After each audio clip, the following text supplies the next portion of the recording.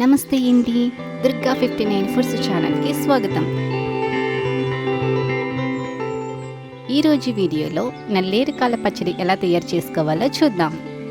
ముందుగా నల్లేరుకాడల్ని చిన్న చిన్న ముక్కలుగా కట్ చేసుకుని వాటిని నీటితో శుభ్రం చేసుకుని పక్కన ఉంచుకోవాలండి.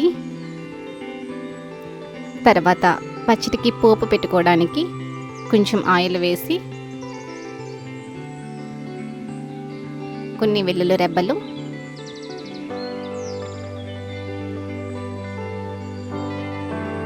తర్వాత పచ్చిశనగపప్పు బాగా వేయించుకోవాలండి.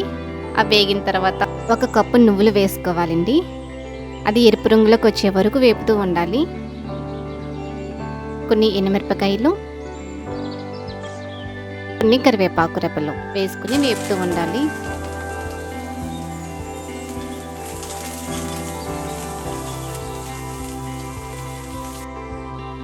ఇప్పుడు ఈ పోపుని పక్కన ఉంచుకొని నల్లేరుకాడల్ని వేపుకోవడానికి మరొక గిన్నెలో కొంచెం ఆయిల్ వేసుకుని వేడెక్కిన తర్వాత నల్లేరుకాడలను వేసుకోవాలండి. పచ్చివాసన అనేది రాకూడదండి, అందుకని ఎక్కువసేపు వేపుతూ ఉండాలి. ఇప్పుడు పచ్చడి చేసుకోవడానికి మిక్సీ జార్లో పోపు పెట్టుకున్న పోపు దినుసులు వేసుకోవాలండి. తర్వాత నల్లేరుకాడల ముక్కలను వేసుకోవాలి.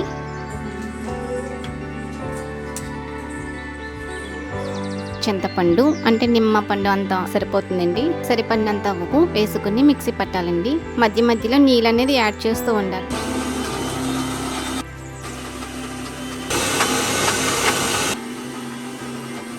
ఇప్పుడు పచ్చడి మెత్తగా నలిగింది కదండి. దీని పోపు కోసం ఆయిల్లో కొన్ని వెల్లుల్లి రెబ్బలు, ఎండుమిరపకాయలు, కొంచెం ఆవాలు, కొంచెం జీలకర్ర,